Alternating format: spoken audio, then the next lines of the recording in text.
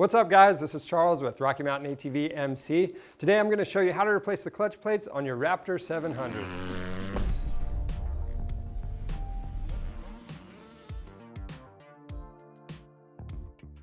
These clutch plates will wear out over normal use over a period of time, but they can wear out quicker if your clutch free play is out of adjustment or if you're abusing the clutch. Now, how you'll tell if these clutch plates are worn out or slipping is you'll go to accelerate hard, the engine RPM is going to increase, but the speed of the machine is not. And if this is happening, again, you're going to want to check that clutch free play, make sure it's correct. If it is, then you know your problem is probably with those clutch plates and you need to replace them to get the problem fixed. Now, if you don't get that fixed right away, the problem progresses quickly and it can eventually leave you stranded. So you want to stay on top of that. And we're actually going to be doing that on this Raptor 700. This one's a 2008, but it's going to be a similar process for all of these Raptor 700s. Just make sure you refer to your model-specific service manual for more information, proper procedures, and torque specs. All right, to get this job done, we're going to need some common hand tools. Now, things I do want to point out are the torque wrench, our digital calipers, we've got our gasket scraper, and then we're also using a spring puller. Now, other than that, it really is just common hand tools, and we're going to use some rubber gloves, safety glasses, rags, and then as far as parts go, we're using the Tusk Competition Clutch Kit. Now, what's cool about this, these fibers, it's an aramid material. It's more heat resistant and a lot more durable than your standard clutch plate, and then this also comes with the heavy-duty springs. So with that, we're going to go with this Pro X clutch cover gasket. We got some sealing washers off the OEM diagram. These are the exhaust gaskets and water pump O-ring. We've got our Tusk oil change kit. You've got your O-ring, crush washer, oil filter, and your choice of oil. And then you're also going to need 2 liters of coolant, and then we're going to use a little bit of grease to do the job. All right, so before we begin any work on the machine, I want to get these fibers soaking in some oil. So I'm actually going to take the whole clutch pack. I'm going to put it in a Ziploc bag and pour some oil on it.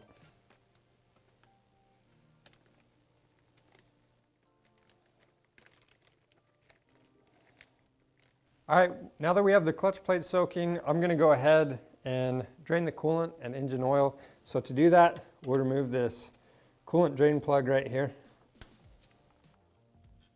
And now we need to remove this cover on the front of the machine. That way we can access our radiator cap. So we have this 12-volt accessory on ours. So what we're going to do is remove the 2 wires going to it. And now we can remove the radiator cap. And as soon as we do this, all the coolant is going to dump out. All right, now that our coolant's drained out, I'm going to reinstall this drain bolt, but I'm using a new crush washer. And since we already have our coolant drain pan right here, we do need to remove this water pump to get this clutch cover off. So what we're going to do is remove both of the hose clamps from these radiator hoses. We'll remove the hoses, and then we have 3 bolts with a triangle on them, and we're going to remove those bolts and pull the water pump off. Next, we'll remove our engine oil drain bolts. So we have one up here in the front underneath the oil tank. And then we have another underneath the case.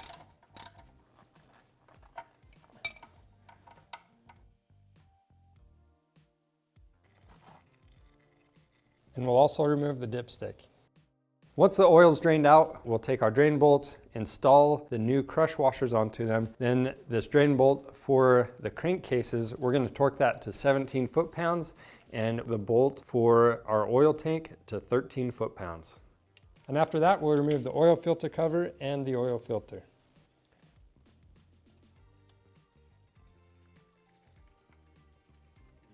Now we'll remove the headers and mid-pipe.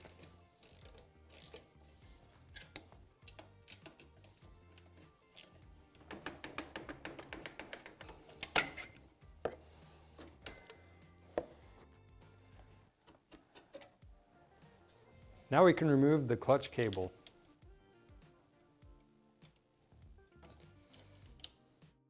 And then to get the clutch cable out, we have this little tab to keep it in place.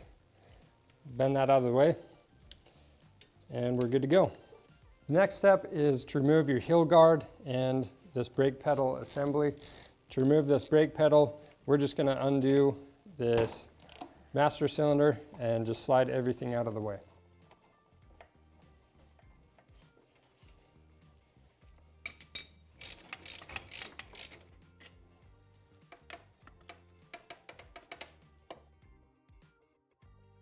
Before we remove the cover, we need to loosen this oil pipe bolt right here, and we'll remove the bolt. All right, with that bolt out, we're going to loosen up all the clutch cover bolts in a crisscross pattern and then remove the clutch cover.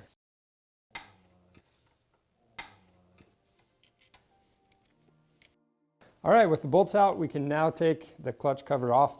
To do that, there are a couple of different pry tabs around this cover. So if you need to, you can use those to help pry it off. You might be able to just wiggle it off too. Just kind of depends how stuck it is on there. So we'll go ahead, set that aside. Then we had this sealing washer drop from the bottom of that oil pipe. Don't lose that. All right, with the cover off, we can now loosen up these bolts that hold down the clutch springs. We're going to do it in a crisscross pattern in a few different steps.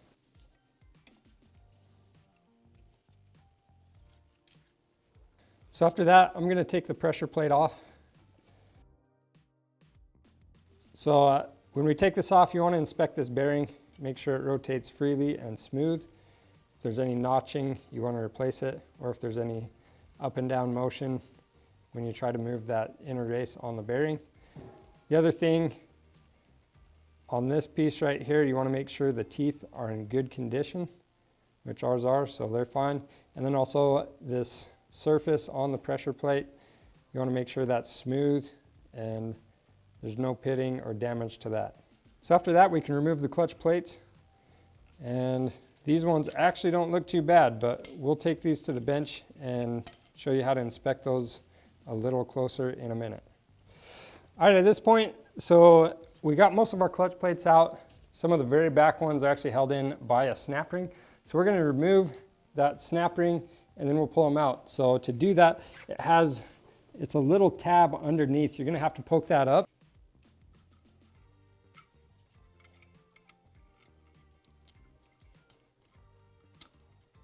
So this is a little bit better look of what you're dealing with right here. Now we'll take out the rest of these plates. And now we just need to inspect everything. So on this clutch hub, you're going to want to make sure the rear surface is completely smooth and not damaged, no pitting, no grooves. Ours is looking good. Also on the hub, you want to inspect the splines, and if the grooves are very noticeable on there, you want to get that replaced. And then also the clutch basket. Run your finger across that, and if you feel deep grooves in this, you're going to want to replace that as well. The other thing you can do with the basket, if you rock it back and forth and the basket moves separate from the gear it's attached to, then you know you need to replace it. All right, so now we can measure and inspect these friction plates. So this one right here, this is our larger inside diameter, and this is known as friction plate 2. The thickness on this, you're going to be between 2.9 and 3.1 millimeters. The service limit on this is 2.8 millimeters. So we're going to check it in 4 different places and see if it's worn down that far. We're just a little too far under on this one. So we'll set that aside. We know we're going to be replacing all the clutch plates, but if that one checks okay, I'll show you how to check the others. So moving on, we'll check the steel plates. Now these are mainly looking for any type of bluing or damage to the plate, and these ones actually look pretty good. Now moving on to the frictions, the spec on these is 2.92 millimeters to 3.08, and the service limit is 2.82 millimeters. So we'll measure them the same way. Then you can go through the rest of the stack, check the steels and the frictions in the same way. If you find any that are bad, you want to replace the whole clutch pack. All right, the next thing we'll do is measure the spring free length. Now the minimum on this is 48 millimeters. And if these are out of spec, it can cause your clutch to slip. Now we already talked about these teeth on the pull rod, but you also want to inspect the teeth on the shaft where the pull rod engages. Now that we've inspected all that, we're going to go ahead and clean up our gasket surfaces, both on the cover and on the engine case. But when you do that, keep in mind we have this rubber seal here. You don't want to damage that, and you don't want to get any gasket material in the oil passageways. All right, now that we have our parts cleaned and our gasket surfaces cleaned off, we'll go ahead and install the judder springs. And remember that the dish side is facing towards the clutch cover. After that, we'll install the clutch plate with the larger inside diameter.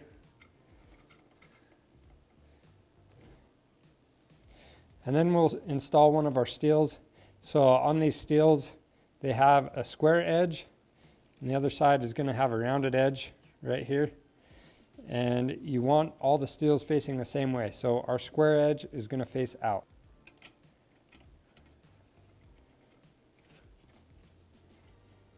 All right, we have this retaining wire. We need to get this reinstalled. There's a little hole just in front of the steel plate, right next to where this groove is for the wire. So I'm going to insert one side of this wire into that hole. And with that in place, I'll wrap the wire around the clutch hub. And we'll get the other side of the wire into that hole as well. Now at this point, we can just alternate between friction discs and steels until we're all the way at the end of the pack. All right, let's put this pressure plate on. We need to put a little assembly lube or a little bit of oil on this bearing. Then we'll take our pull arm, put that into place, and we'll put this pressure plate on. Make sure that these teeth engage with the clutch hub.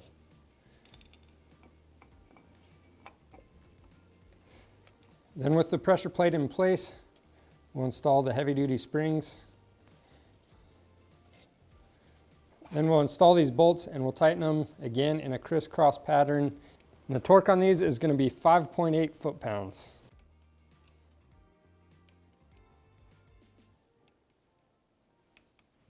At this point, we're going to take our dowel pins and we'll put both of these into place. All right, so now we'll take our gasket, we'll put it in place. I put a little bit of grease on it, and that's just going to help it stay in place while I put the cover on. But also, if we ever have to take this cover back off, it's going to make cleaning the gasket surface a lot easier. All right, so we have this pull rod with the teeth facing the rear of the machine. So now we can install the clutch cover, and we need to make sure these teeth engage with the pull rod, but also this release arm, again, we need to make sure the two lines line up once the cover is all the way seated.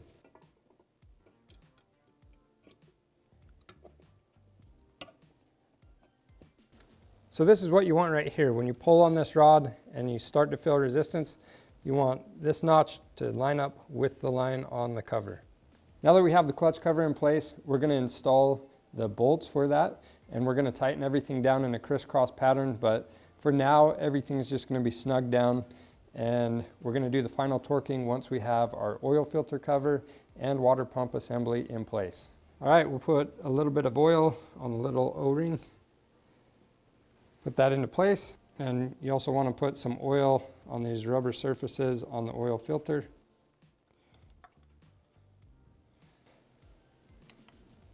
Next, we'll install the cover. All right, now we'll take the water pump assembly and our new O-ring, set that into place. We'll install the water pump.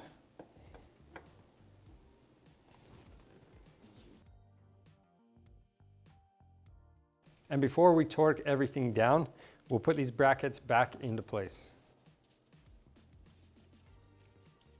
And we'll torque all these bolts down to 7.2 foot-pounds.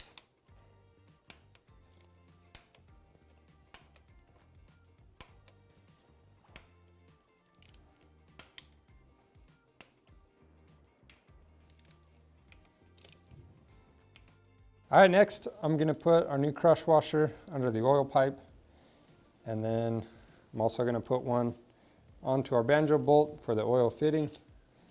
And then we're going to torque this bolt down to 14 foot-pounds. All right, now we can reconnect our other radiator hose, and we'll tighten down both clamps for the radiator hoses. Next, we'll route the hose coming from our water pump assembly back into its bracket. All right, next we'll take our clutch cable and we'll hook this up. We'll make the rough adjustment with these jam nuts down here at the lower end of the clutch cable. So now that we have our jam nuts tightened up, we're going to bend this tab back over, and that's going to prevent the clutch cable from coming out. Then we'll install the foot peg assembly, and we're going to put a little bit of new grease onto that pivot.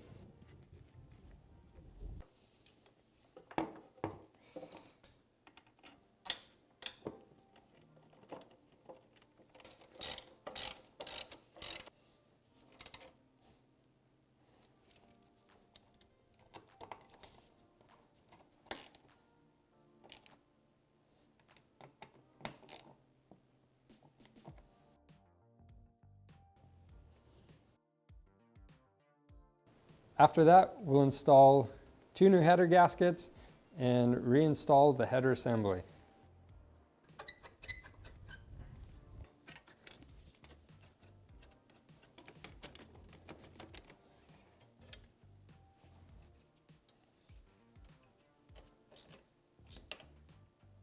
Next, we'll install the exhaust springs, and then we'll tighten down the clamp.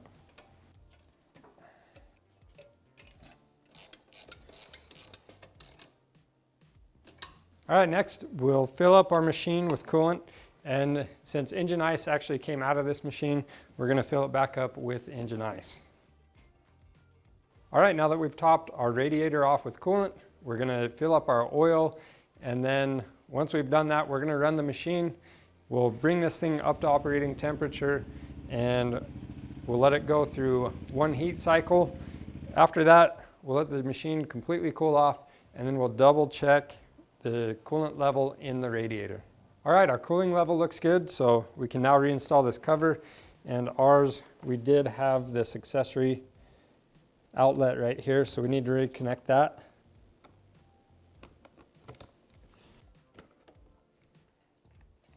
And that's it for replacing the clutch plates on your Raptor 700. If you need these parts, they're available on our website. We also have a lot of different options on there and accessories. So check that out and subscribe to our YouTube channel because we have a lot of other helpful content on there. Thanks for watching.